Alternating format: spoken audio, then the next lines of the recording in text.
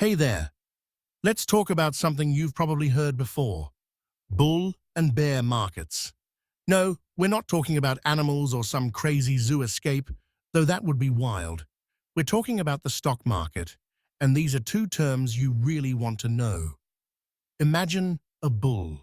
It's charging forward, horns up, full of energy, just like the stock market when prices are rising.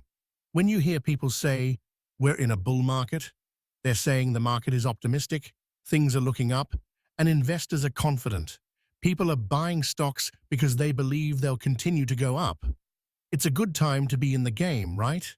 But remember, no market stays up forever. Now picture a bear. It's kind of slow, right? Maybe even a little grumpy. When the market's in bear mode, prices are dropping. Investors get nervous and they start selling off stocks, thinking things could get worse.